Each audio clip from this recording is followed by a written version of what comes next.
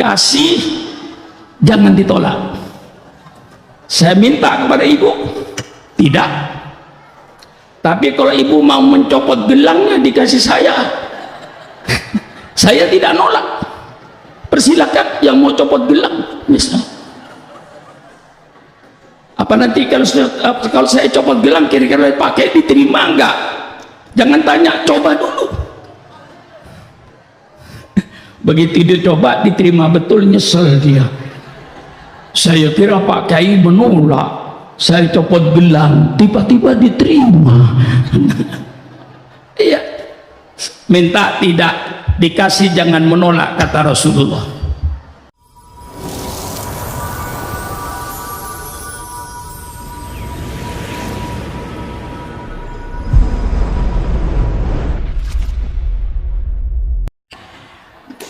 Assalamualaikum warahmatullahi wabarakatuh. Bismillahirrahmanirrahim. Alhamdulillahi rabbil alamin. Wassalatu wassalamu ala ashrafil anbiya'i wal mursalin, sayyidina wa habibina wa syafi'ina wa maulana Muhammad wa ala alihi wa ashabihi ajma'in. Subhanaka la ilma lana illa ma 'allamtana innaka antal alimul hakim. La haula wa la quwwata illa billahil aliyyil azim. Amma ba'du. Marilah saya buka khutbatul ars ini dengan membaca surat Al-Fatihah dengan doa, mudah-mudahan para alim ulama, guru-guru kita, termasuk guru-guru Pondok Pesantren Darul Rahman dan keluarga-keluarga kita yang telah dipanggil oleh Allah Subhanahu wa taala, kita doakan mudah-mudahan Allah mengampuni dosa mereka. Mudah-mudahan Allah menerima segala amal soleh mereka, dan mudah-mudahan kita yang dipanjangkan umur selalu memohon kepada Allah, mudah-mudahan kita selalu mendapat taufik, mendapat hidayah dari Allah Subhanahu wa taala, sehingga kita berjalan di atas jalan yang lurus, jalan yang diridhoi oleh Allah Subhanahu wa taala. Mudah-mudahan Allah memudahkan segala urusan kita, urusan Pondok Pesantren Darul Rahman, urusan wali murid seluruhnya, baik urusan dunianya maupun urusan akhiratnya. Kita mohon kepada Allah Subhanahu wa taala, mudah-mudahan kita dilindungi, dipelihara oleh Allah dari segala macam penyakit-penyakit yang melanda di permukaan bumi ini. Al-Fatihah biniyatil qabul wa tamami kulli su'lin wa ma'mul wa ala kulli niyatin salihah wa ila hadratin nabiyil mustafa Muhammadin sallallahu alaihi wasallam. Al-Fatihah. A'udzu billahi minasyaitonir rajim. Bismillahirrahmanirrahim. Alhamdulillahirabbil alamin arrahmanir rahim maliki yaumiddin. Iyyaka na'budu wa iyyaka nasta'in. Ihdinas siratal mustaqim, siratal ladzina an'amta 'alaihim ghairil maghdubi 'alaihim waladdallin. Amin. Marilah kita memanjatkan puji dan syukur kehadirat Allah Subhanahu wa taala.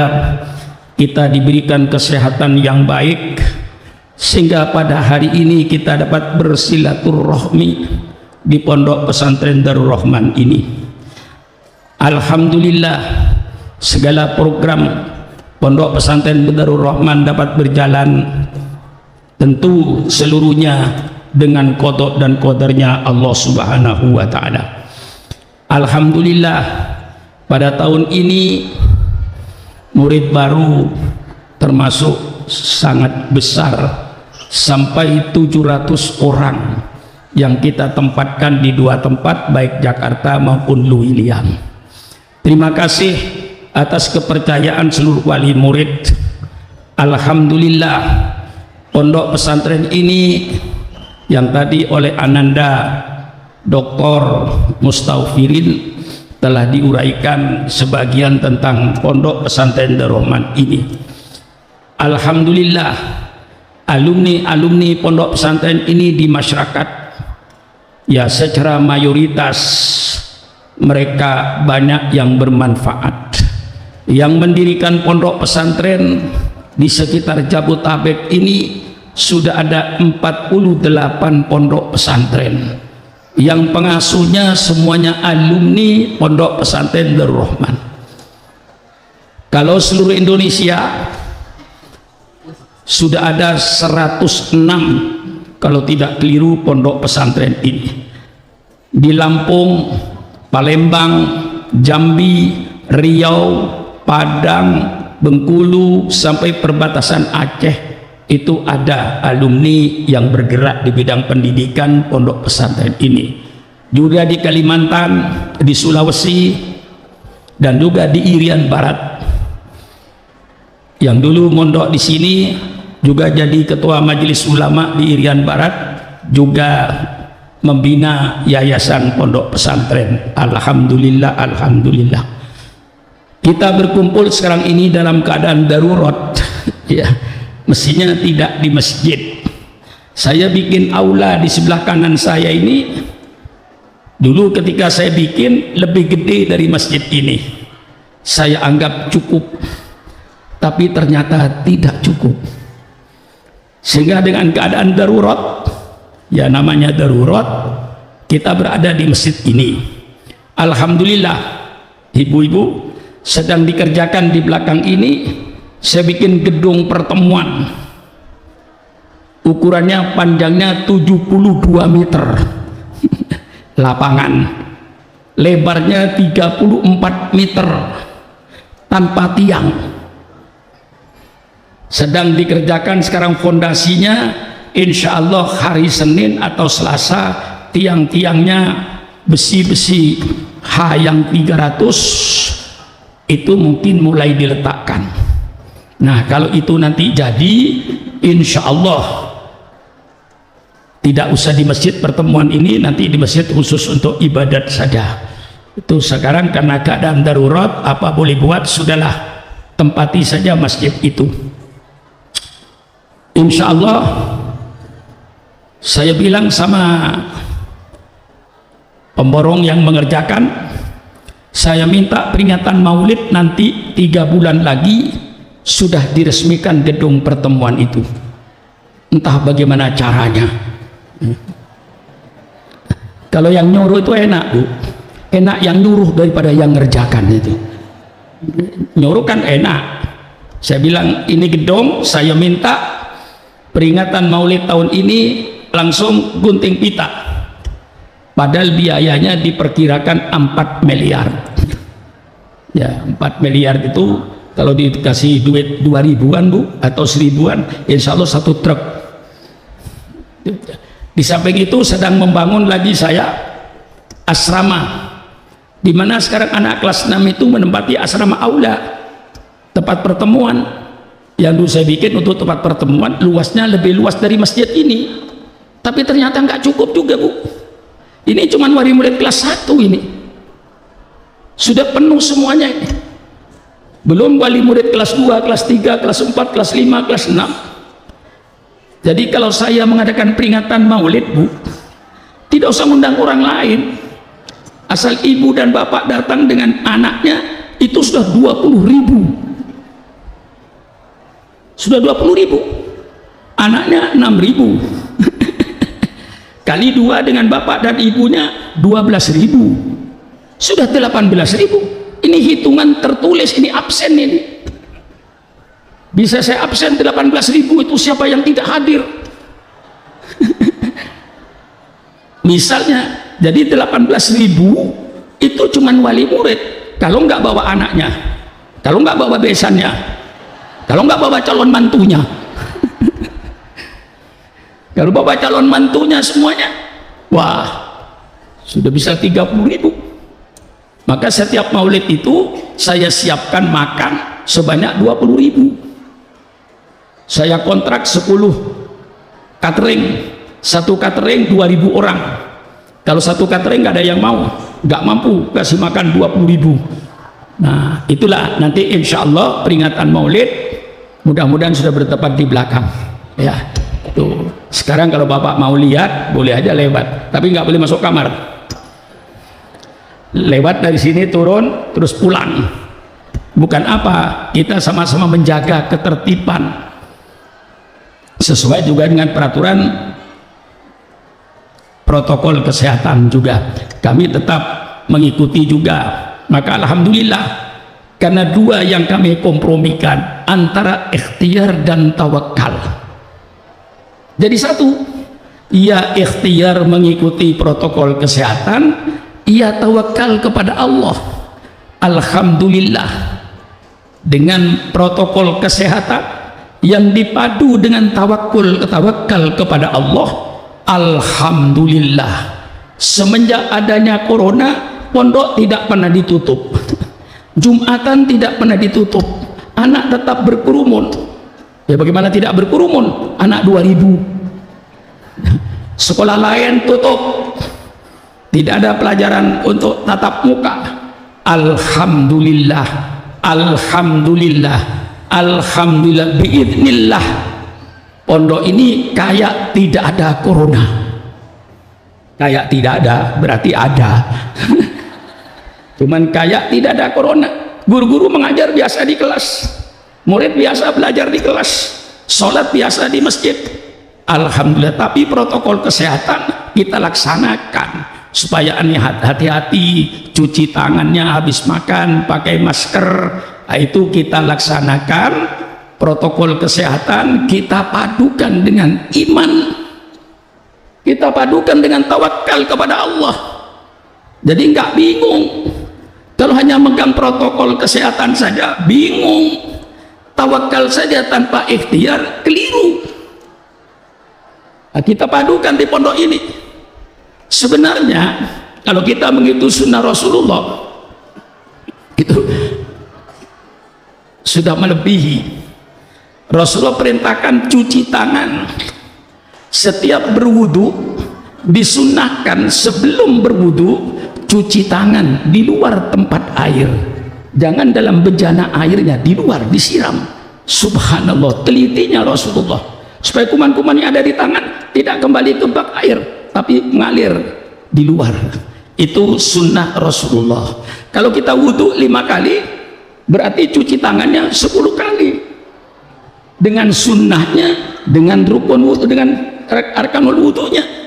Jadi kita berwudu itu sudah 5 kali, sholat berarti 10 kali cuci tangan. Kita makan 3 kali, 3 kali cuci tangannya 6 kali, sebelum makan dan sesudah makan sudah 16 kali cuci tangan. Ini baru sunnah Rasulullah loh Bu, nggak ada covid. Cuci tangannya 16, belum bangun tidur Bu.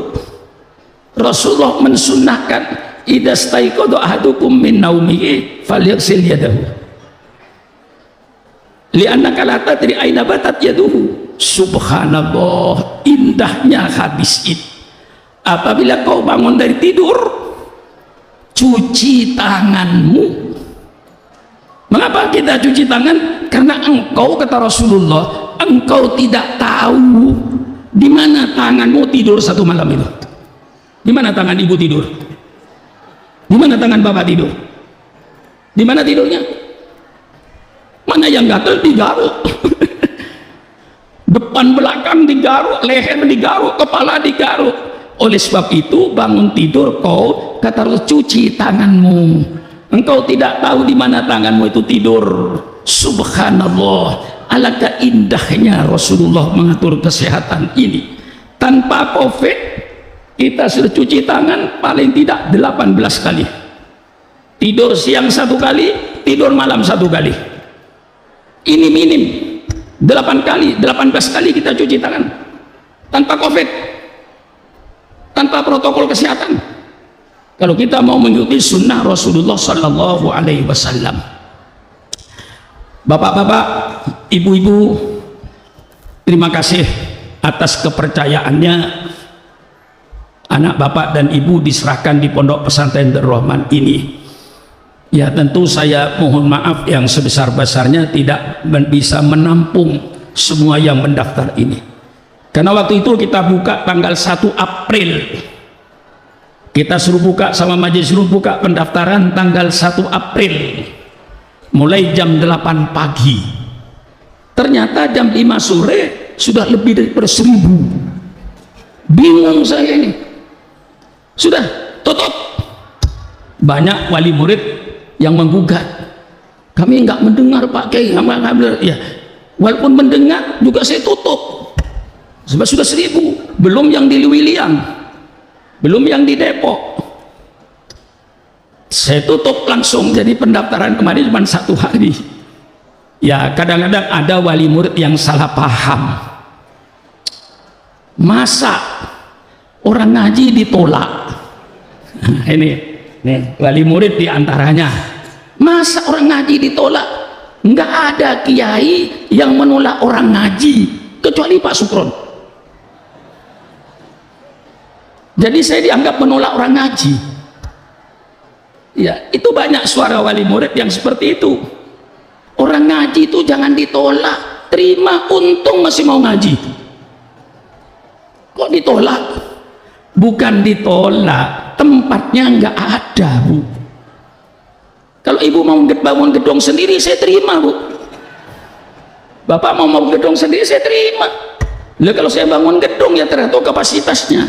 Saya sudah habis-habisan, Bu, membangun ini. Tiap tahun pasti saya menambah bangunan, kadang-kadang 2 bangunan, sampai hampir habis tanah ini sudahnya. Yang tanah kosong sudah saya bangun sampai lantai 4. Sekarang ini sedang membangun, Bu. Saya bangun kamar lantai 4, kira-kira 16 kamar nanti. 16 kamar besar kayak kelas itu sedang dikerjakan, Bu. Ini sedang ngecor. Itu kira-kira biayanya 3M. Yang ini biayanya kira-kira 4M. Biayanya seluruhnya sekarang yang harus keluar itu sekitar 8M. Alhamdulillah, saya tidak minta kepada ibu. Kalau ibu mau ngasih, alhamdulillah. Saya tidak minta sama bapak. Tidak ada di pondok ini uang bangunan. Mungkin kalau di pondok lain ada bangunan, uang bangunan. Alhamdulillah, walaupun bangunan gedung besar-besar begini, saya tidak minta bantuan sama wali murid selama saya bisa untuk memutar keuangan yang ada. Bantuan dari masyarakat ada, dari wali murid ada, tapi saya tidak minta, tidak saya resmikan meminta itu. Hari ini juga saya tidak minta sama bapak. Kalau bapak mau keliling, silakan keliling, saksikan itu ya. Mobil pompa yang mau ngecor itu sudah datang tadi pagi. Itu sekali ngecor, kalau 1 truk itu isinya 7 kubik, tinggal dikalikan 850.000 per kubik. Alhamdulillah, alhamdulillah, alhamdulillah. Wa amma binikmati rabbika fahaddis. Seluruhnya ini nikmat Allah. Hada min fadli rabbi. Alhamdulillah, saya kepada pemerintah pun belum pernah minta bantuan, dan alhamdulillah pemerintah pun belum pernah membantu. Ya. Kalau dibantu gimana, guys? Ya kalau dibantu persilakan, minta tidak. Dikasih jangan ditolak. Saya minta kepada ibu tidak. Tapi kalau ibu mau mencopot gelangnya dikasih saya tidak nolak. Persilakan yang mau copot gelang, misalnya. Apa nanti kalau saya copot gelang kira-kira pakai diterima enggak? Jangan tanya, coba dulu. Begitu dicoba diterima betul, nyesel dia. Saya kira Pak Kiai menolak, saya copot gelang, tiba-tiba diterima. Iya, minta tidak, dikasih jangan menolak, kata Rasulullah. Nah, di sini saya perjuangkan. Alhamdulillah, terima kasih pada seluruh wali murid. Mengapa kita mengatakan khutbatul ars, khutbatul iftitah? Saya ingin memperkenalkan pondok ini kepada wali murid, khususnya yang baru, supaya kenal. Tidak kenal maka tidak cinta. Supaya kenal pondok, jangan kenal gedungnya, jangan kenal masjidnya, jangan kenal sekolahnya, jangan kenal asramanya, jangan kenal tempat mandinya. Itu semua orang bisa, asal berduit bisa. Tetapi lihat isinya. Disitulah yang tidak semua orang bisa berbuat. Nah, supaya ibu tidak seperti orang buta melihat gajah. Ada 4 orang buta semuanya, lihat gajah. Yang diraba, satu meraba kakinya, yang satu meraba perutnya, yang satu meraba kupingnya, yang satu meraba buntutnya. Ketika ditanya kayak apa gajah, ya gajah itu kayak tiang. Jika dia tidak melihat, yang dilihat itu kakinya kayak tiang. Yang satu, gajah itu kayak apa? Gajah itu kayak beduk, karena yang dirangkul perutnya. Gajah itu kayak apa? Gajah itu kayak kipas. Mengapa? Yang dilihat kupingnya. Jadi tidak ada yang benar. Gajah kayak apa? Kayak pecut, karena yang dilihat ekornya. Nah, supaya tidak seperti orang buta melihat gajah, maka kita adakan khutbatul ars, khutbatul iftitah, khutbah perkenalan, supaya tidak seperti kera makan manggis. Bagaimana kera makan manggis? Begitu digigit kulitnya pahit, langsung dilempar. Nggak tahu bahwa di kulit yang pahit itulah ada daging yang manis. Ibu supaya tidak kayak monyet makan manggis. Keliru.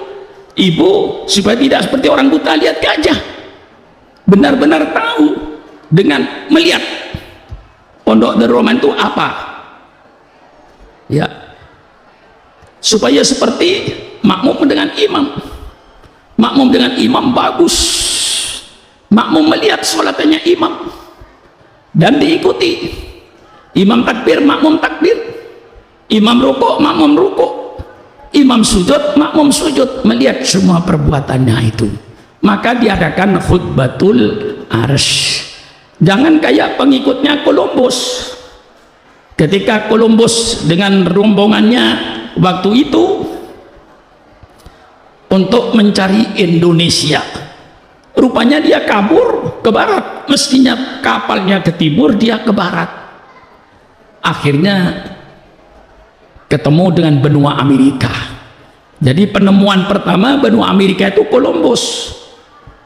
Nah, kemudian ketika Columbus dipuji-puji, orang mengatakan saya juga bisa kayak Columbus. Karena Columbus terlalu dipuji, saya juga bisa. Kalau waktu saya belajar berlayar ke barat, juga saya akan ketemu dengan Amerika, tidak usah Columbus, kata dia. Akhirnya diajarkan sembara, coba berdirikan telur ini. Semua mendirikan telur, nggak ada yang bisa berdiri telur itu. Mana bisa berdiri telur? Akhirnya Columbus dikecek sedikit aja pantatnya, berdiri telur itu tanpa bocor. Oh begitu ya? Iya. Sebelumnya kamu kan tidak tahu, setelah tahu baru iya. Sebelumnya kamu tidak tahu benua Amerika. Nah, jangan kayak pengikut Columbus ketika menemukan benua Amerika. Jadi kalau tidak tahu ya tidak tahu, kalau tahu ya tahu, gitulah.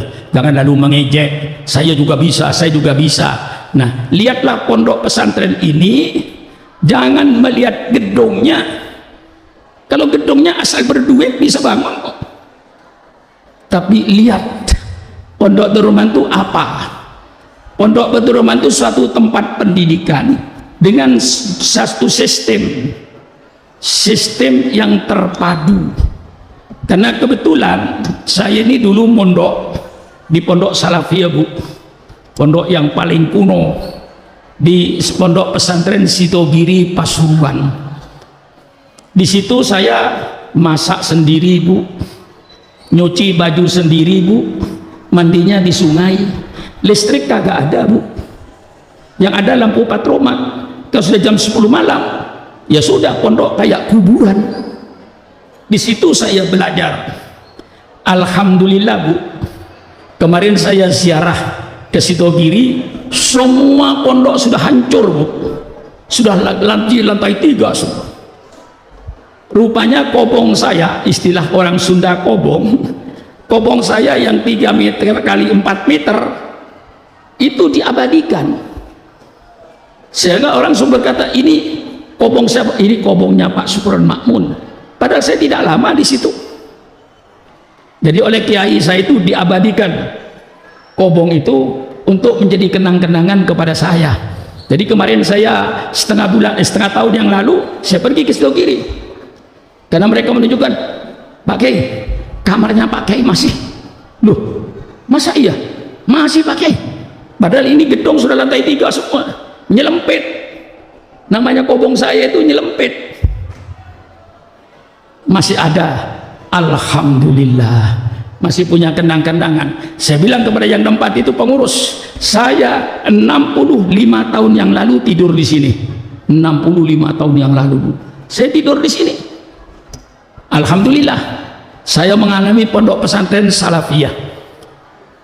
Lalu saya pindah ke pondok modern Gontor Ponorogo.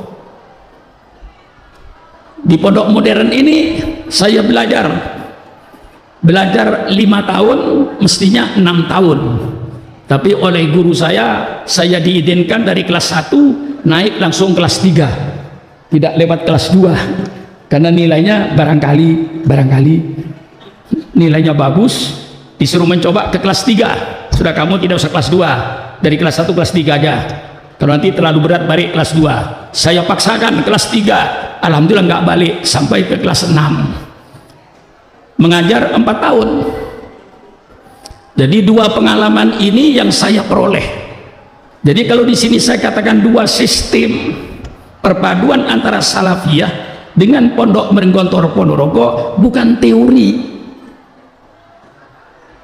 Saya ngerjakan. Mau bikin sistem pondok Gontor Ponorogo, belum pernah mondok di Gontor, omong kosong. Mau bikin pesantren Salafiyah, baca kitab kuning, belum pernah pesantren di pondok pesantren Salafiyah, bohong. Kiainya bohong itu. Tanya kiainya, mau sistem Gontor, pernah di Gontor? Belum pernah. Lah, dari mana sistemnya? Mau sistem Salafiyah, pernah di Salafiyah? Tidak. Alhamdulillah, saya kebetulan ditakdirkan hidup di 2 pesantren yang namanya pesantren Salafiyah dan pondok modern. Datanglah saya ke Jakarta. Sejarah pondok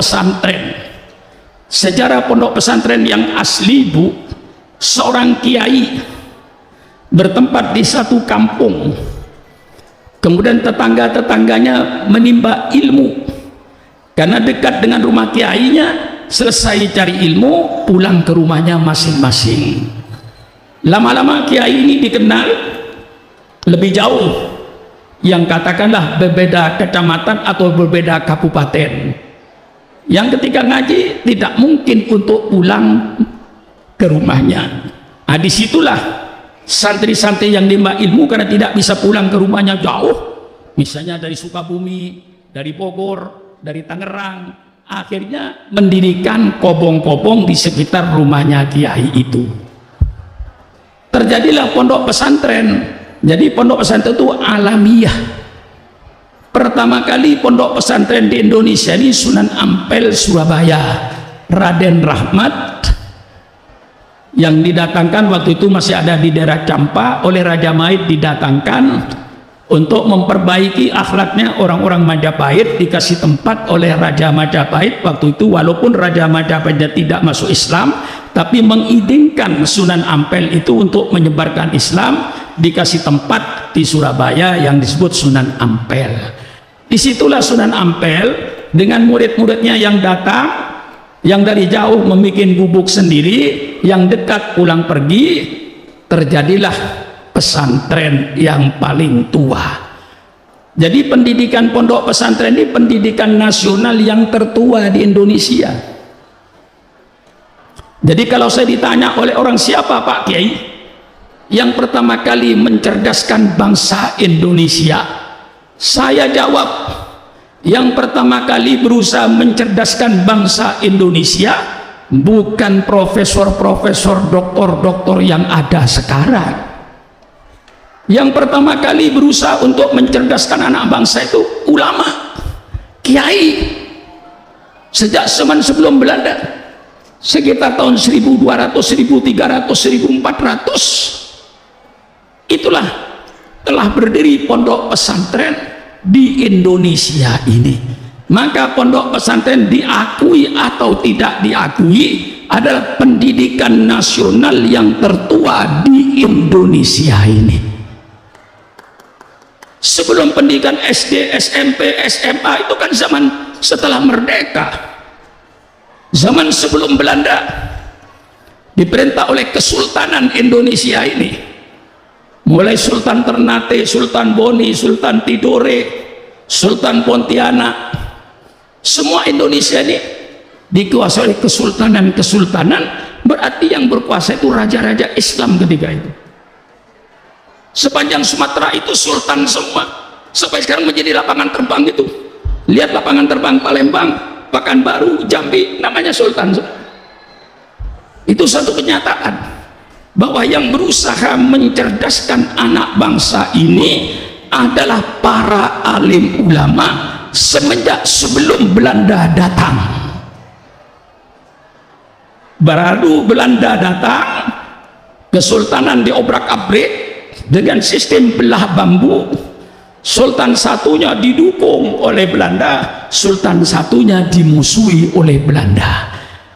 Dipecah belahlah kesultanan ini dengan sistem belah bambu, yang akhirnya Belanda pun menguasai Indonesia 350 tahun.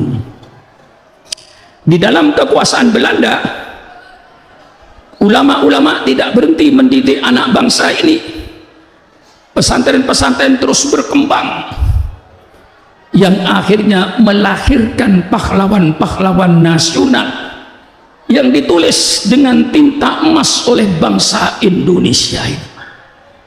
Semenjak Diponegoro adalah tamatan pondok pesantren di Ponorogo Jetis, beliau tamatan pondok pesantren Pangeran Diponegoro, gigih melawan Belanda.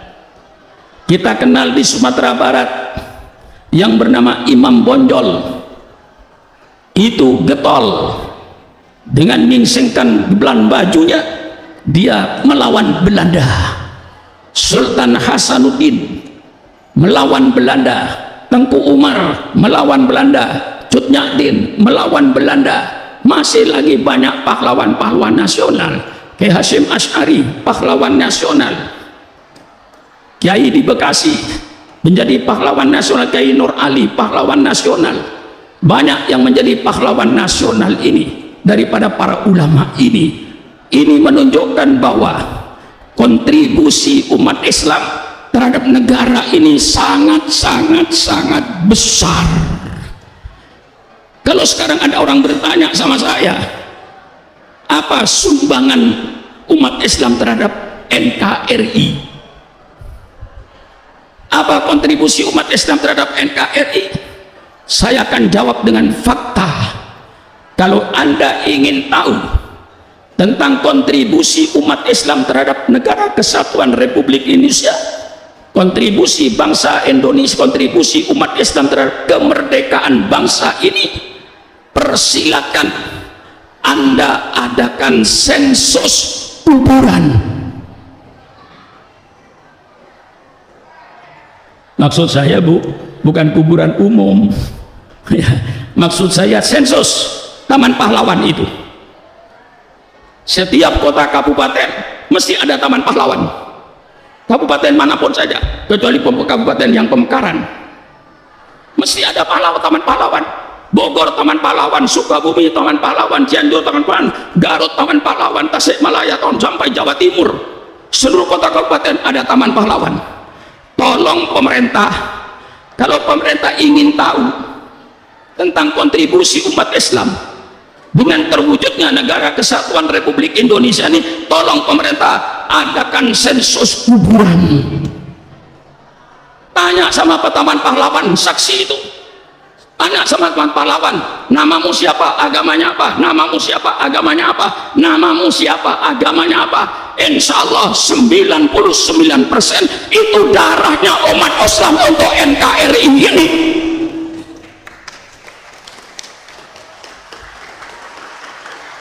Siapa yang mau bantah? Siapa yang mau bantah? Kuburan masih ada, asal jangan digusur pahlawan itu.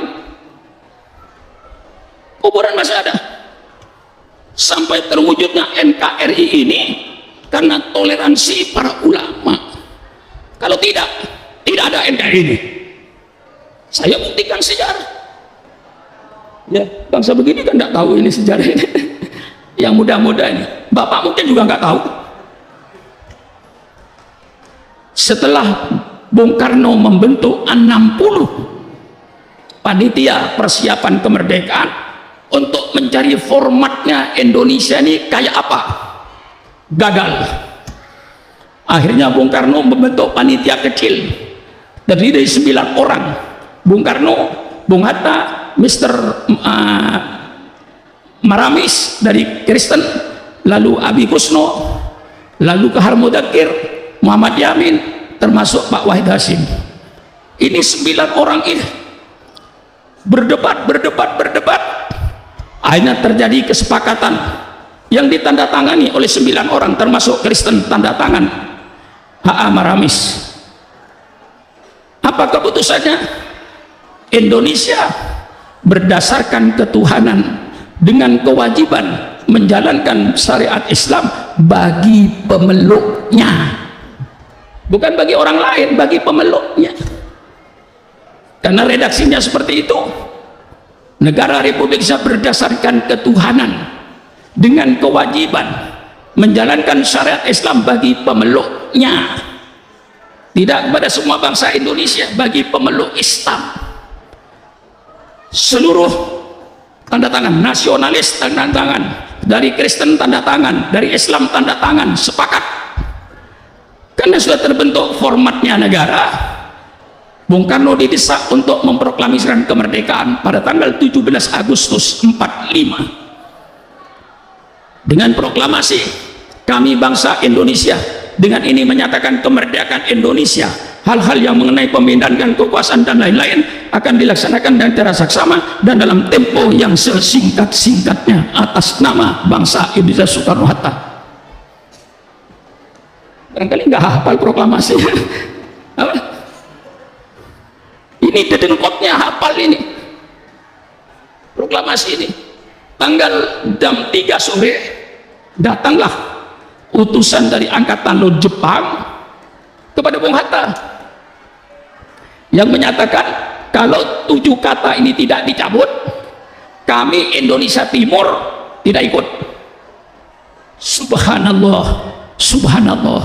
Bung Hatta berpikir baru saja proklamasi kemerdekaan, Indonesia mau pecah, Indonesia Barat dan Indonesia Timur.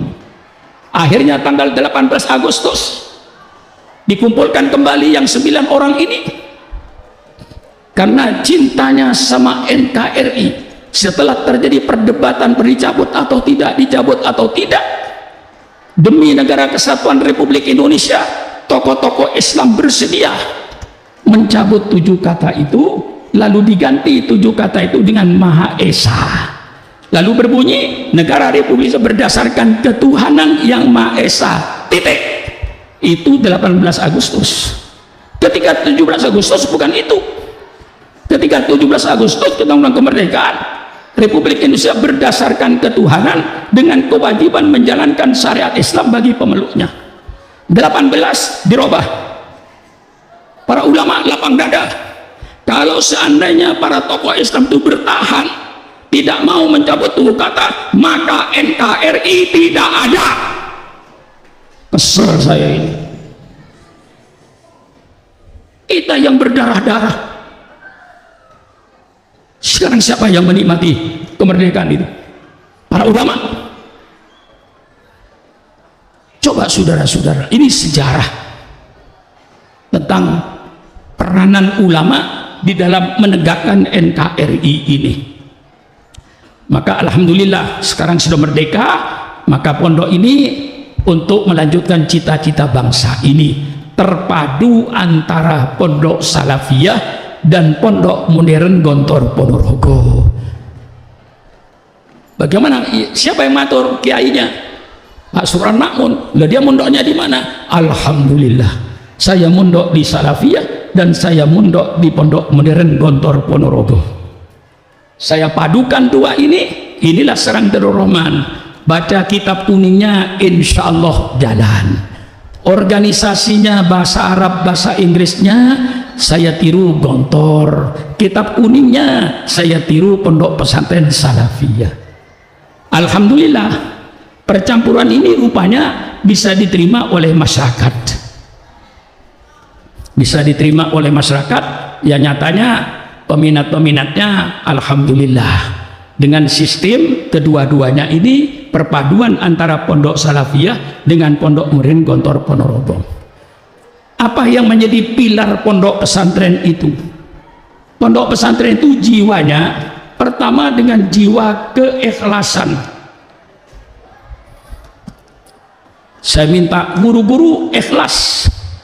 Kalau kau dikasih tiap bulan masalnya, itu bukan gaji, itu bukan honor, itu hanya hadiah dari santri. Saya anggap SPP itu hadiah santri kepada guru.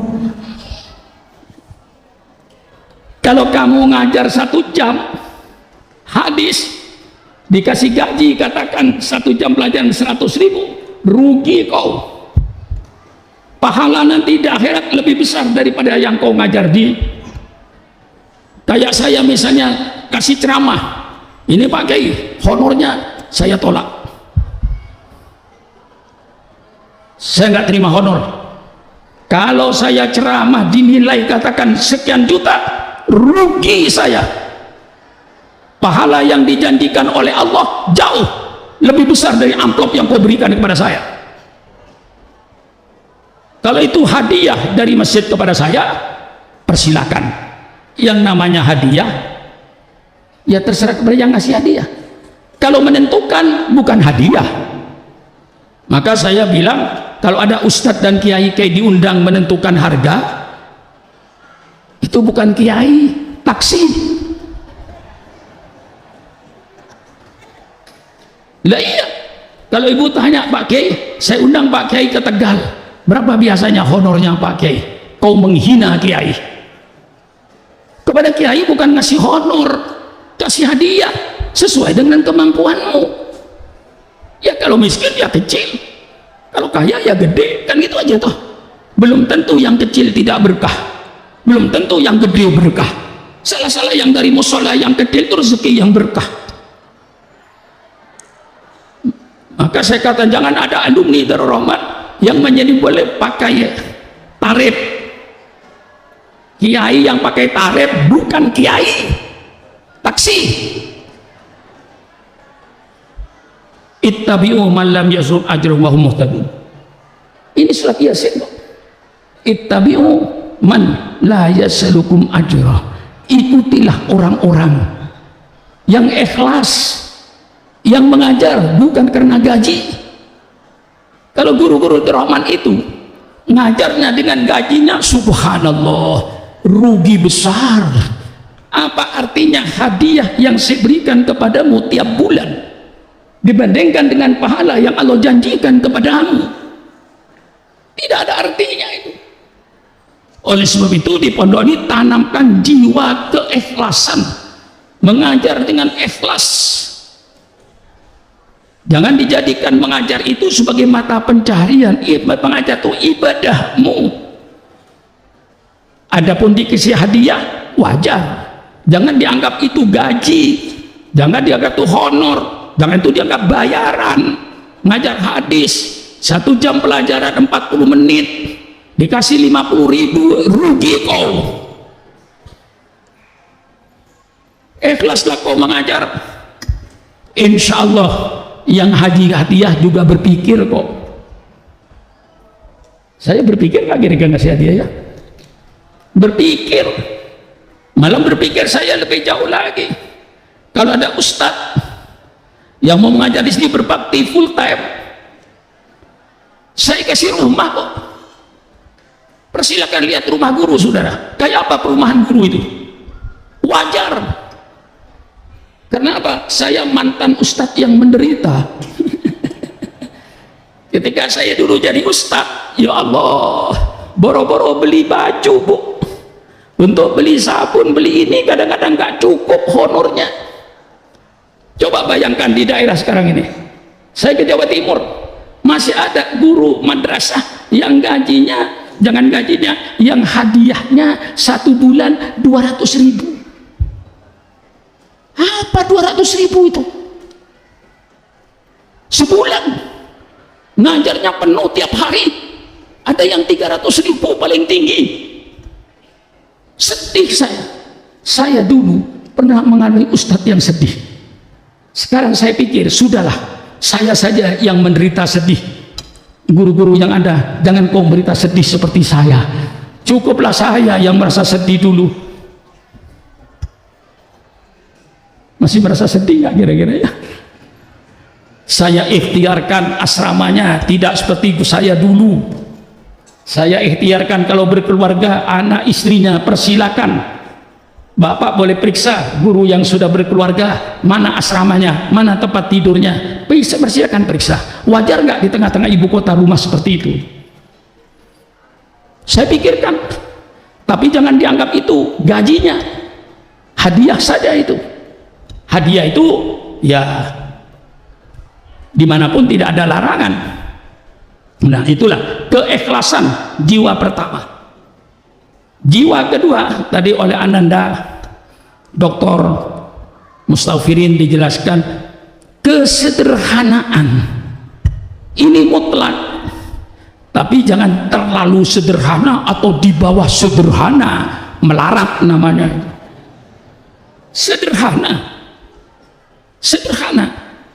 ya, asrama santri sederhana, ada lemari, ada kasur, sudah sederhana. Kamarnya juga sederhana, tapi tidak berarti rumah kumuh, tidak. Periksa tempat mandinya anak ibu asrama putri itu, bagaimana kamar mandinya, bagaimana tempat cucinya. Insya Allah mau joget di tempat cuci masih bisa kan? Mau jingklang-jingklang di tempat cuci kayak lapangan gitu, bisa kan? Bisa. Tempat mandinya asrama putri itu kamar mandinya tidak kurang daripada 80 lebih kamar mandi, masih kurang. Anak putra kamar mandinya 130 kamar mandi dengan ukuran standar, semuanya keramik, WC-WC-nya semua keramik bersih. Anak putra 130 kamar mandi, masih kurang. Ya, saya masih berusaha bagaimana caranya. Ya, yang saya pikirkan dapurnya. Kalau makan gampang, Bu, gampang kan? Itu makan di kamar bisa, makan di bawah pohon bisa, makan di emper masjid bisa. Kalau makan gampang, Bu. Yang sulit itu yang saya pikirkan membuang yang sudah dimakan. Itu yang menjadi persoalan, Bu. Soal makan gak ada persoalan, di mana bisa makan. Membuang yang sudah dimakan inilah. Pikirkan Bapak, pikirkan Bapak. Sini 2.200. Saya pikirkan mandinya, saya pikirkan WC-nya, saya pikirkan tempatnya. Otak saya ini habis memikirkan anak ibu. Pikirkan tidurnya. Kadang-kadang saya keliling, kayak apa tidurnya anak saya di pondok. Ada tempat tidur yang luas apa tidak? Insya Allah semuanya masih bisa tidur di kamar, walaupun kayak ikan pindang. Nah, ya karena banyaknya. Nah, ini kesederhanaan. Kata guru saya, orang hidup sederhana itu bisa hidup dalam segala keadaan. Tapi anak yang hidup mewah belum tentu bisa hidup dalam segala keadaan. Yang biasa tidur di pondok, katakan dari pondok salafiyah karena tidur di masjid. Orang yang bisa tidur di masjid, orang yang bisa tidur di kelas dengan sederhana, Anak yang bisa tidur di kamarnya dengan kasur, dengan bantal di kamarnya, insya Allah disuruh tidur di hotel bisa. Tapi anak yang biasa tidur kamarnya kayak hotel, pakai AC, lalu pakai kasur, belum tentu bisa tidur di musola. Orang yang biasa hidup jalan kaki, ke pasar jalan kaki, ke masjid jalan kaki, ke sekolah jalan kaki, ke pasar jalan kaki, insya Allah disuruh naik mobil bisa. Tapi orang yang biasa tiap hari pakai mobil, ke pasar pakai mobil, sekolah pakai mobil, pergi kemanapun pakai mobil, satu ketika mobilnya di bengkel, mengapa enggak sekolah, mobil rusak. Coba kalau yang biasa jalan kaki. Nah, orang yang biasa jalan kaki disuruh naik mobil, insya Allah bisa. Tapi orang yang biasa naik mobil, tidak pernah jalan kaki, belum tentu bisa jalan kaki. Maka hidup sederhana itu menciptakan anak supaya siap hidup dalam situasi keadaan bagaimanapun. Itulah hidup sederhana yang harus dipertahankan oleh pondok-pondok pesantren ini sebagai dasar pendidikannya sederhana. Orang yang biasa makan tempe, bu mulai tidur. Bu, matanya melotot, dipanggil nggak nyaut. Maaf bu ya, di tempat saya bu, kalau matanya melotot dipanggil nggak nyaut, itu namanya ikan asin bu. Tahu ikan asin nggak? Tahu ikan asin nggak? Matanya dipanggil. Orang yang biasa makan tempe bu, biasa makan tahu sederhana, sayur asem, insya Allah bu, disuruh makan ayam goreng bisa. Tapi orang yang biasa makan ayam goreng, biasa makan daging yang mewah-mewah, mungkin ketika tidak ada daging, tidak ada ayam, cuman ada tempe, mungkin tidak bisa makan dia karena nggak biasa. Inilah intinya hidup sederhana ini. Maka kita didik anak kita sederhana. Biar adanya orang kaya minta diistimewakan, tidak. Bisa nggak pakai sewa kamar di sini untuk anak saya? Nggak ada. Mari kita hidup sama. Anaknya siapapun, anaknya kiai, anaknya siapapun di luar, masuk pondok sama. Mari kita menuntut ilmu. Nah, ini sifatnya kesederhanaan, sangat penting. Karena saya dididik hidup sederhana. Saya tidur dimanapun siap. Pernah saya diundang di Kalimantan Timur. Saya naik kapal dari Samarinda menuju ke lokasi itu 6 jam di tengah hutan, daerah transmigrasi. Saya ditidurkan di musola karena rumah mereka semua rumah sempit-sempit. Saya ditidurkan di musola. Nyamuknya masya Allah, dan nyamuk itu nggak kenal tamu. Nggak menghormati tamu nyamuk itu. Tidur saya. Lalu tuan rumahnya, bagaimana pakai tidurnya? Alhamdulillah. Nyamuknya pakai, ya cukup ada, gitu aja lah. Tidak mengeluh. Oh, saya di Jakarta enak begini kalau tidur. Di sini sudah saya tidurkan di musola, diasingkan di tengah kebun. Ya enggak, kan sudah biasa saya itu. Tidur di situ ya biasa saya. Pernah saya diundang di satu tempat, saya mau kencing. Maaf Pak Kiai, agak jauh Pak Kiai. Di mana? Di sungai. Ya karena rumahnya sederhana, orang kampung nggak punya WC, nggak punya mandinya, memang di sungai. Turun saya, sampai di sungai, di atas ada jalan. Lalu saya suruh kencing di situ. Loh, kalau orang lewat gimana kata saya? Nah, sudah akhirnya saya bilang, ambil daun pisang itu, kau pegang. Saya mau kencing, takut ada orang lewat kata saya. Ketika itu tamunya sedih rupanya. Maaf Pak Kiai ya, maaf Pak Kiai ya, kita hidup di kampung kayak begini. Jadi Pak Kiai saya ajak buang air di sungai. Saya jawab, justru nikmat saya lewat lihat pemandangan kata saya. Saya dulu ya, saya dulu biasa buang air di sungai dulu, sekarang nggak biasa.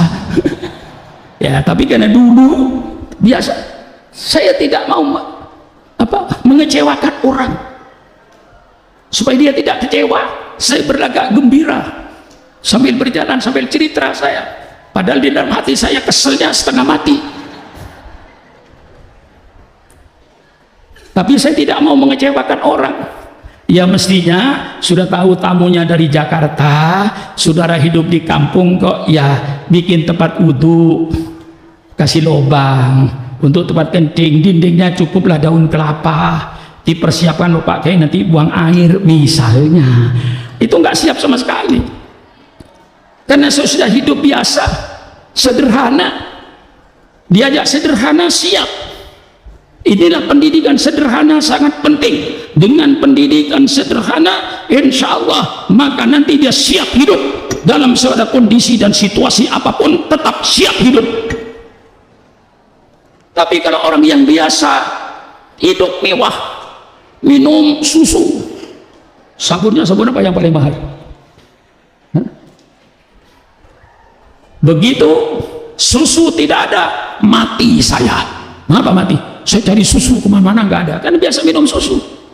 Kalau yang sederhana nggak mati, susu tidak ada, hidup saya. Masih ada teh tidak ada, hidup saya. Masih ada air putih tidak ada, misalnya cari kelapa, hidup saya. Tidak sering mati, biasa pakai sabun Kamai yang mahal. Begitu sabun Kamai tidak ada, mati saya. Masih ada sabun lain, Liverpool masih ada, sabun Lek masih ada. Begitu sabun Lek tidak ada, sabun Liverpool tidak ada, mati saya. Sudah berapa kali matinya itu anak? Mati berapa kali sudah?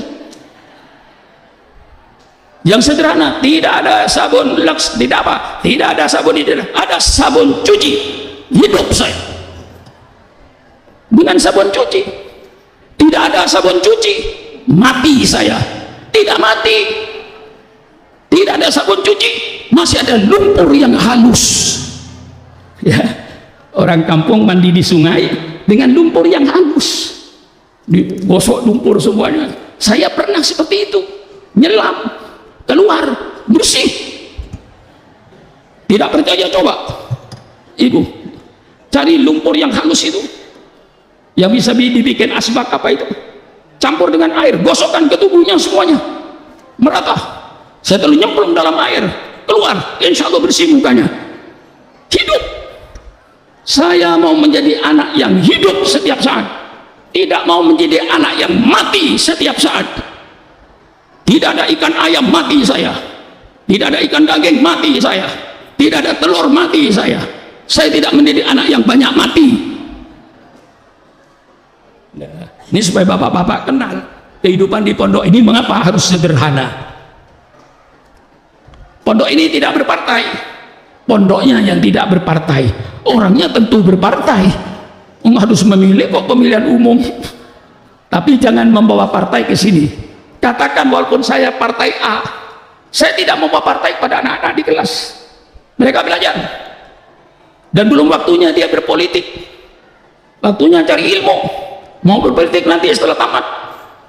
Maka jangan ada ustadz-ustadz yang membawa politik, nah, ke pondok ini, membawa partai politik ke pondok ini. Walaupun ustadz saya tidak larang, mau partai apa kayak, partai semua sama kok. Ya, sama kan semua partai ini, sama konsultan untuk cari jabatan.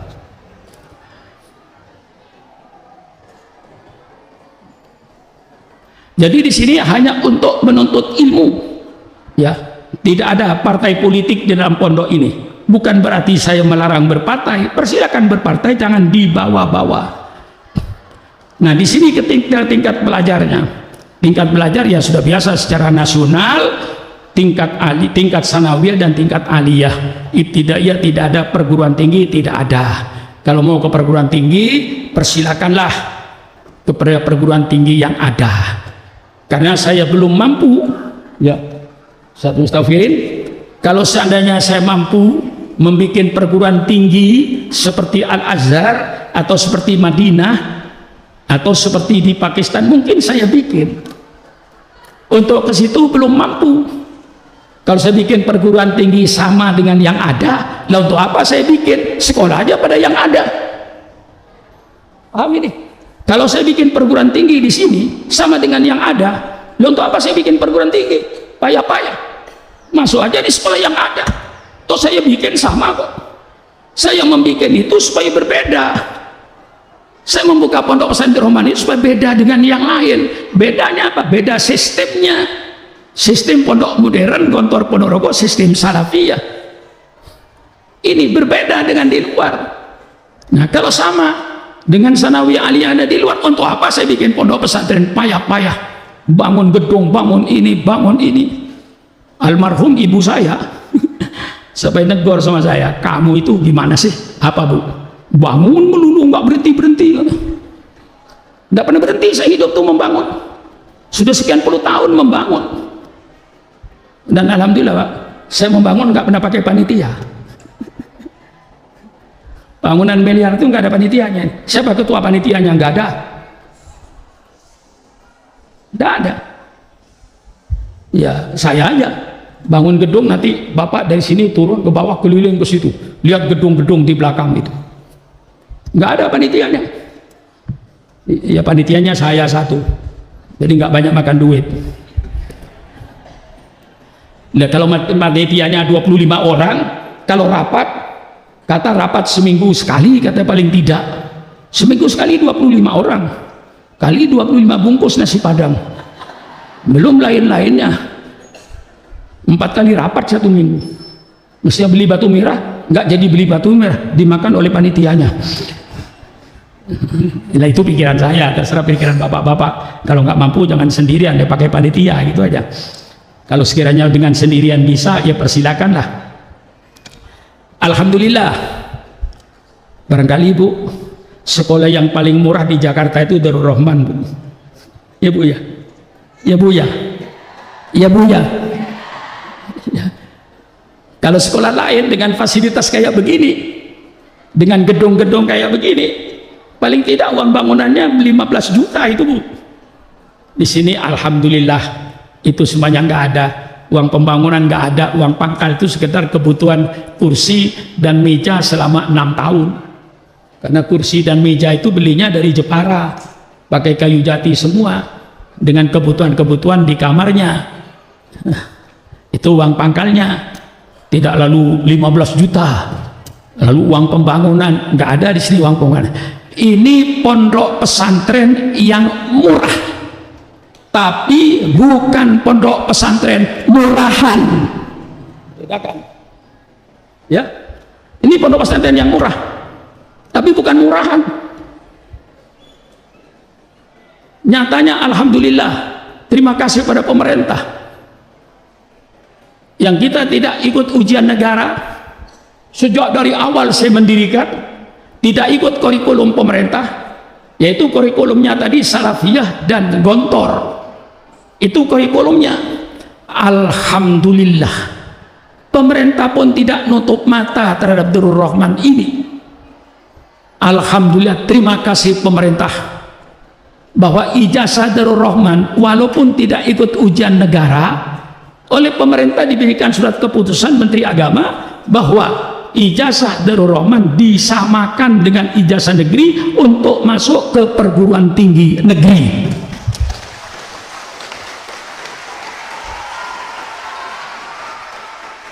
Inilah satu penghargaan dari pemerintah, terima kasih. Dan semua perguruan tinggi itu tidak ada yang menolak Darul Rahman itu. Sampai di UI, Universitas Indonesia, universitas yang paling keren di Indonesia itu, anak kita banyak di situ. Ya, yang tahun ini berdiri, ini diterima di Universitas Indonesia negeri.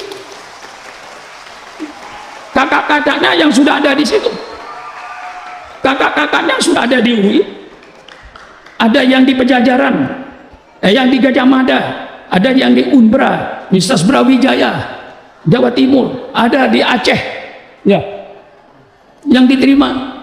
Alhamdulillah, alhamdulillah. Jadi walaupun pondok ini tidak ikut kurikulum pemerintah dan pondok ini tidak ikut ujian negara, alhamdulillah pemerintah tidak menutup mata terhadap kualitas pondok ini, sehingga pemerintah memberikan muadalah persamaan bahwa ijazah Darul Rahman walaupun tidak ikut ujian negara, ijazahnya disamakan dengan ijazah negeri untuk masuk ke perguruan tinggi negeri. Itu satu nikmat besar itu. Hada min fadli Rabbi, semuanya itu nikmat besar. Nah, pondok ini ada 3 tempat. 1 di Jagakarsa ini, 2 di Depok, tapi orang sering berkata Parung. Di situ saya buka SMP SMA, Bu. Bukan Sanawiyah Aliyah.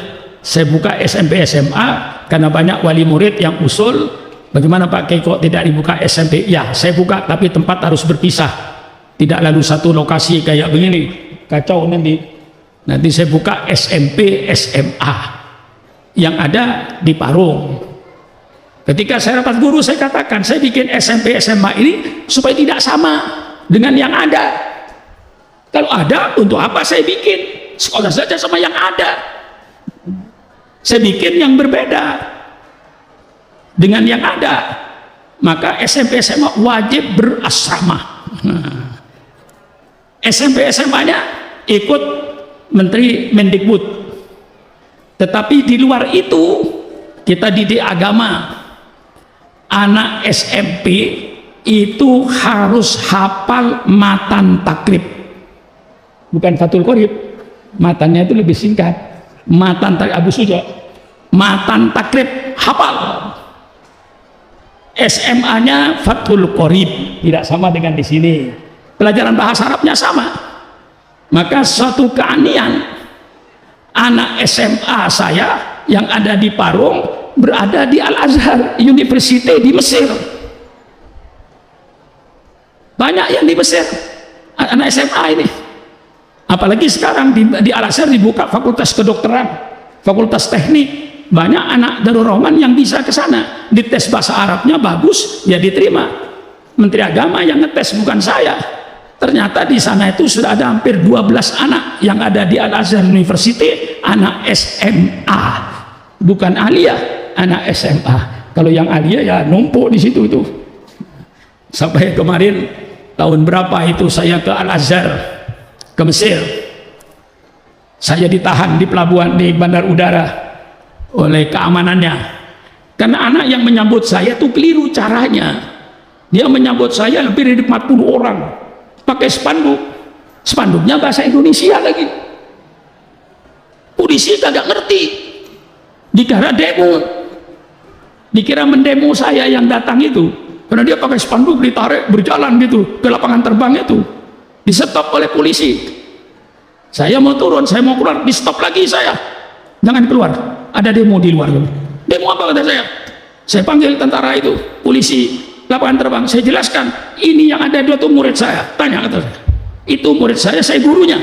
Datang dari Indonesia, pantas dia menyambat. Itu bahasa Indonesia. Kalau bahasa Arab, marhaban ahlan wa sahlan bikudumikum.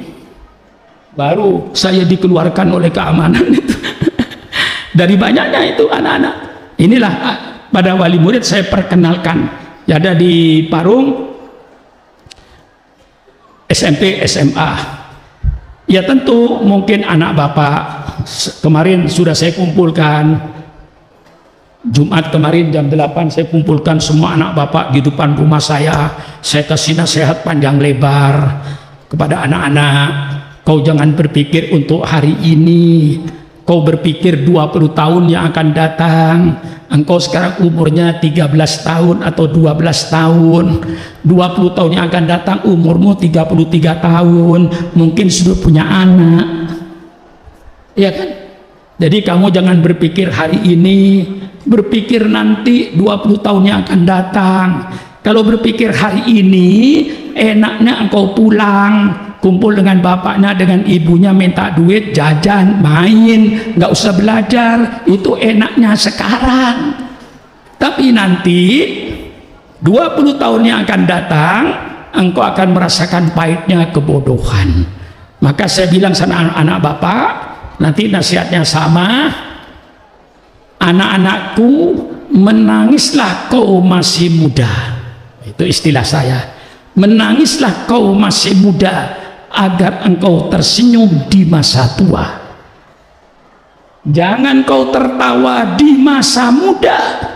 Di masa muda engkau tertawa, tidak mau belajar, tidak mau mondok, tidak mau ngaji, cuman main-main, ada orang tua minta duit jajan. Itu berarti kau tertawa masih muda. Siap-siaplah kau untuk nangis di masa tua. Menangis dan tertawa silih berganti. Kalau kau sudah menangis, yakinilah bahwa nanti kau akan tersenyum. Tapi kalau kau sudah tersenyum, yakinilah satu saat kau akan meneteskan air mata. Menangis dan tersenyum silih berganti. Tidak ada orang yang menangis terus-menerus, dan tidak ada orang yang tertawa terus-menerus, kecuali orang gila. Menangis dan tertawa silih berganti. Maka anak-anakku, menangislah kau di masa muda agar engkau tersenyum di masa tua.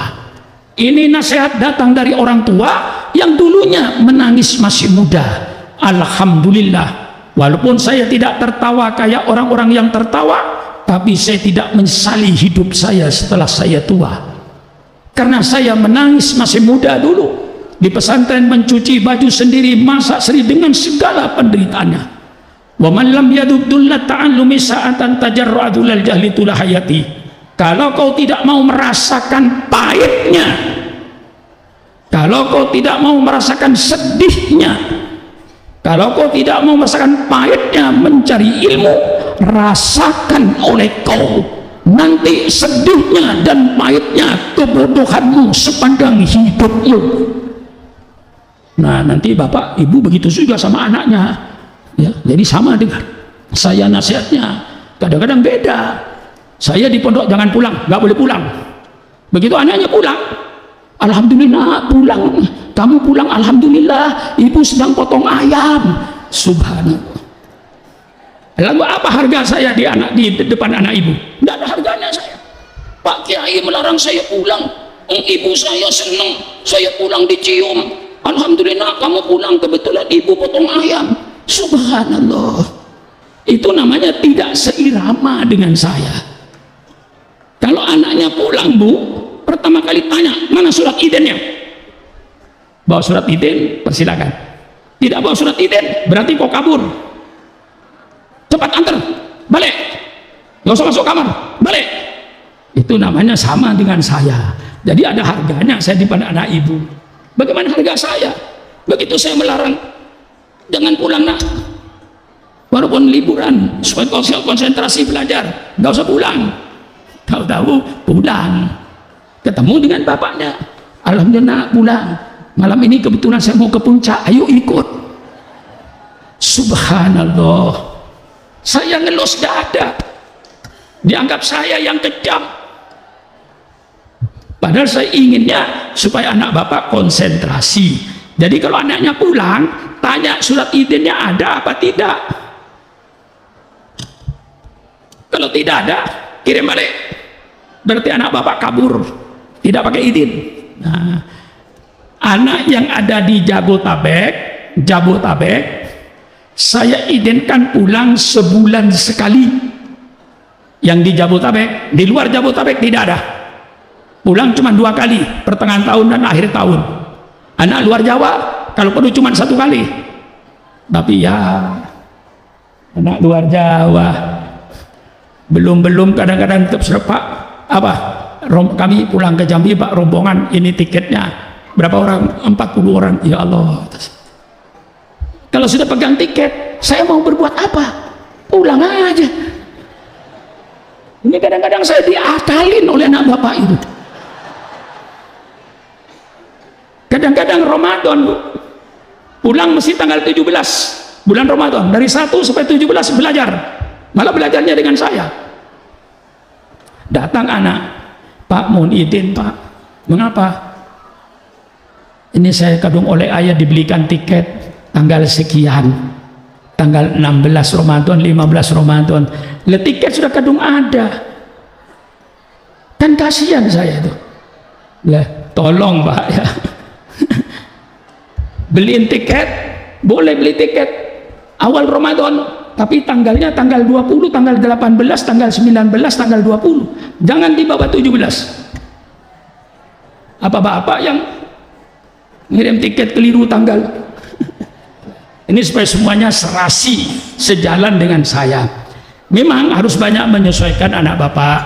Kayak kemarin saya lihat habis Jumat, Assalamualaikum, Assalamualaikum, anak baru kabur. Saya kebetulan di belakang Bu, saya ketawa. Ya betul kok kabur. Dulu di rumahnya begitu kok. Asal selesai habis Jumat tidak dikir. Ya, saya marahi, saya biarkan.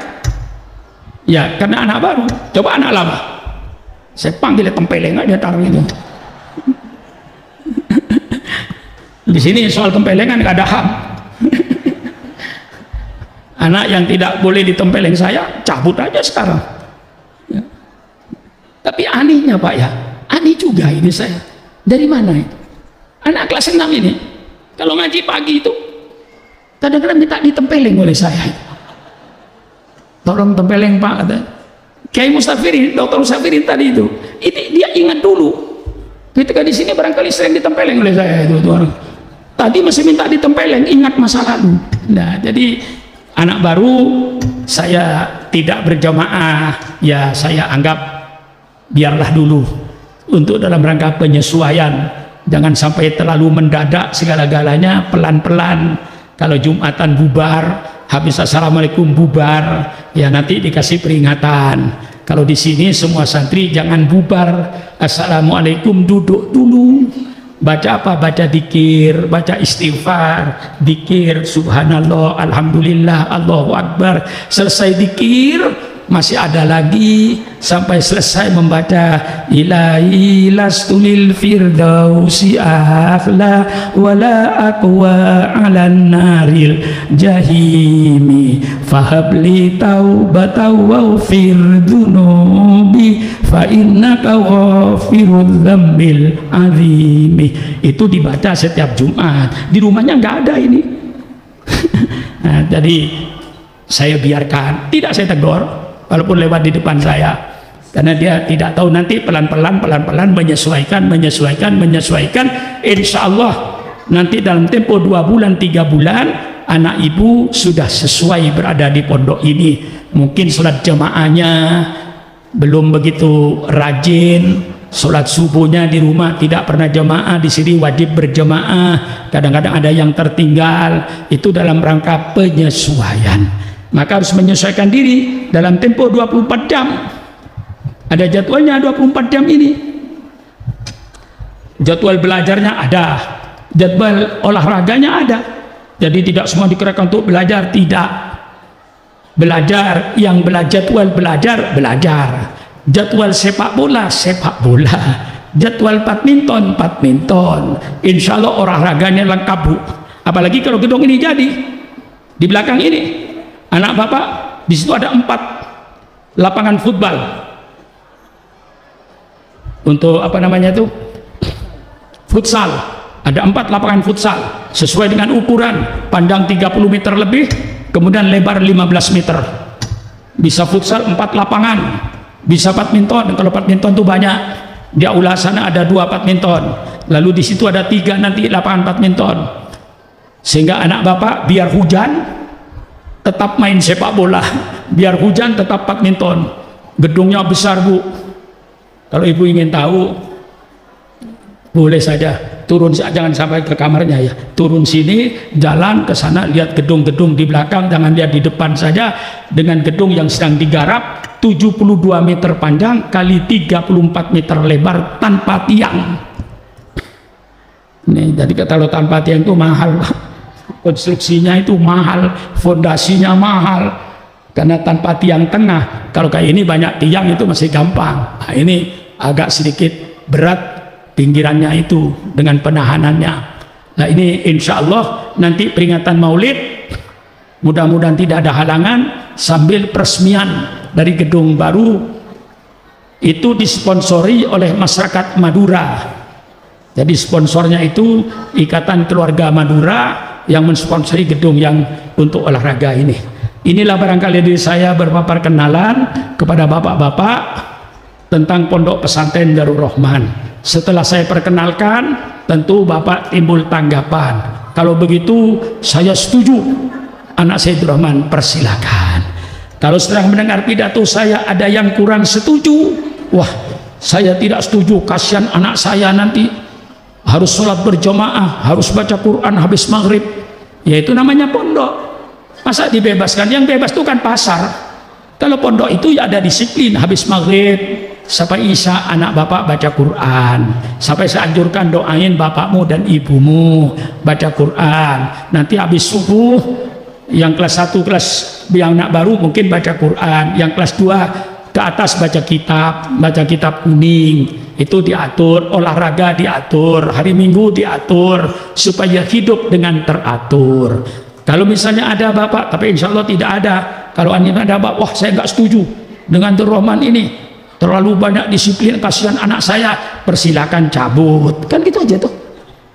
Kalau setuju terusin, dan insya Allah tidak ada bagi anak baru lalu salah dikasih hukuman, itu tidak ada. Dalam 3 bulan itu insya Allah tidak ada hukuman bagi anak baru walaupun sedikit-sedikit melanggar tidak berjamaah, hanya diperingati.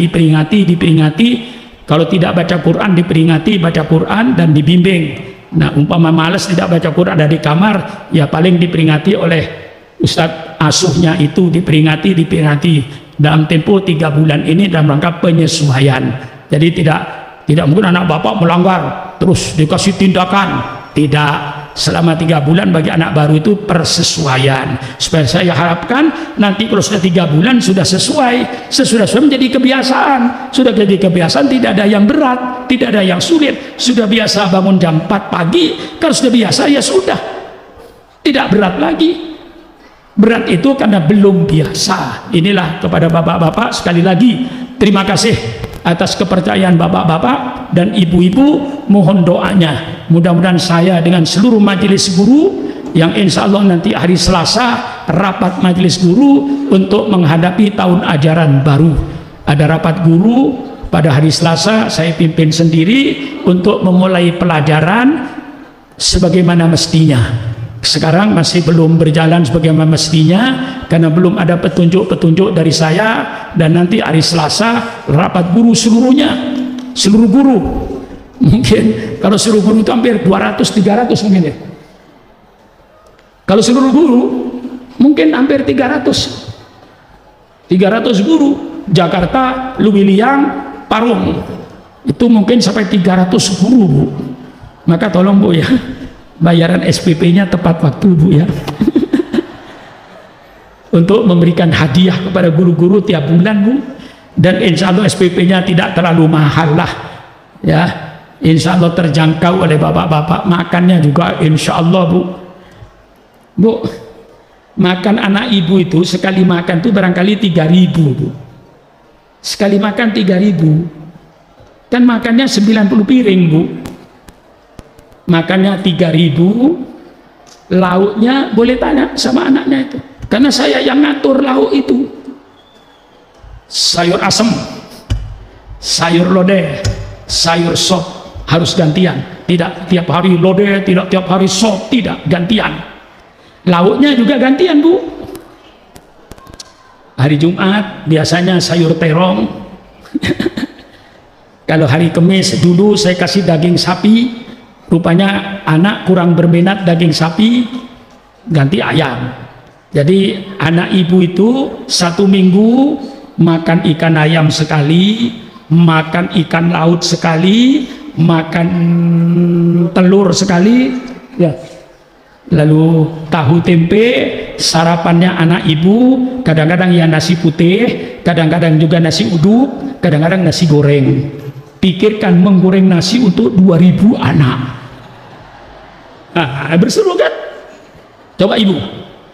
Jadi dapur di sini, saya suruh goreng nasi 2.000 anak. Apa? Al-Mukarram Kiai Qasim berkata sekarang 2.300 yang ada di sini.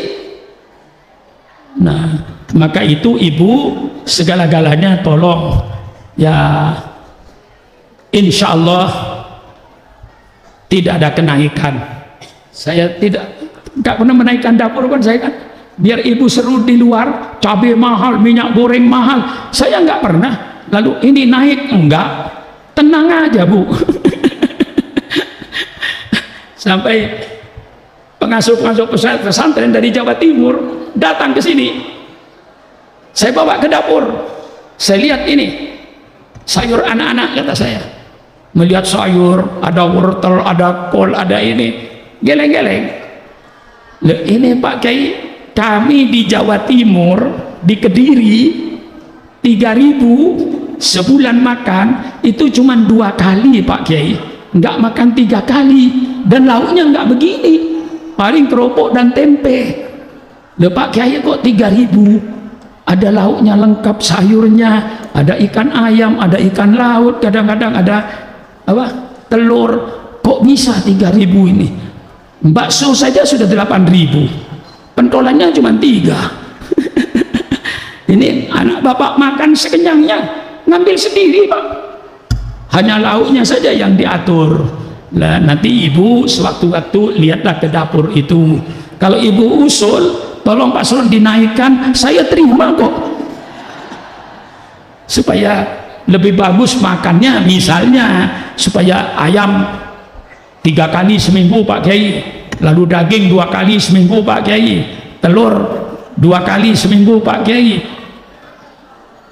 setuju saya. Kalau bapak yang usul minta naik, saya sangat terima kasih kalau saya tidak menaikkan. Tapi kalau bapak yang usul dan ibu yang usul, insya Allah tidak saya tolak. Nah, nanti lihat saja makannya sambil jalan-jalan ke dapur. Kalau nanti Nabi jalan-jalan ya ke dapur, tapi jangan makan. Loh, kalau wali murid makan semua, anaknya nggak makan, dimakan ibunya. Lah ya, karena tidak menyediakan makan di dapur itu, pertemuan itu. Lah, orang dapur saya lihat kerjanya Masya Allah, jam 3 tiap hari sudah harus bangun goreng nasi untuk 2.300 anak. Bagaimana itu nasibnya, itu kita perhitungkan semua Bu. Yang saya kerjakan alhamdulillah, orang dapur pun kerja dengan saya puluhan tahun ya, kepuluhan tahun, sampai yang kawin punya anak ya saya kasih kamar, pembantu yang dengan istrinya dengan anaknya saya kasih kamar sederhana. Alhamdulillah. Inilah dari saya. Kalau nanti ada yang mau mencabut anaknya karena di sini terlalu disiplin dan macam-macam, persilahkan.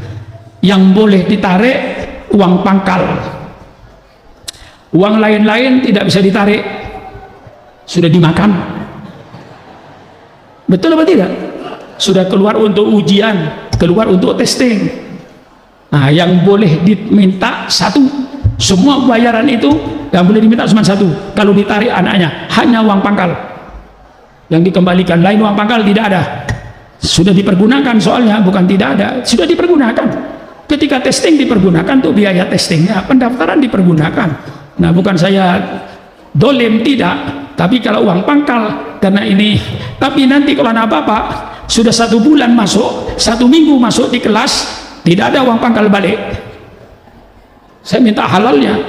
Dong sudah masuk kok, sudah jadi murid, sudah masuk ke kelas 1 bulan, lalu keluar minta uang pangkal balik. Kan sudah saya beliin kursi dengan lemari dengan mejanya.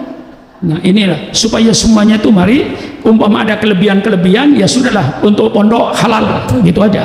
Umpama ada, insya Allah semuanya sudah pas-pasan. Tolong pada wali murid, baik SPP-nya maupun uang dapurnya, uang asramanya, karena semuanya ini harus tepat waktu. Kita bayar listrik ini di pondok ini, kalau tidak keliru ya Kiai Qasim, 1 bulan itu bayar listriknya sekitar 25-30 juta. Ya, kalau bapak di rumah barangkali bayar listrik paling 1 juta barangkali. Ini kita bayar ini setiap bulan rata-rata antara 25-30 juta 1 pondok. Apalagi sekarang ini nambah sumur, saya nambah bor, menambah lagi listrik. Inilah yang saya sampaikan, kurang lebihnya saya minta maaf. Wallahul muwaffiq ila aqwamit thoriq. Wassalamualaikum warahmatullahi wabarakatuh. Mungkin yang terakhir ada hiburan dari anak kelas 1, karena ibu-ibu yang makin dididik oleh Ustadz sementara sambil cari hiburan dengan qasidahan, persilakan untuk menyaksikan terlebih dahulu untuk hiburan anak-anak ibu, baik putri maupun putra. Wassalamualaikum warahmatullahi wabarakatuh.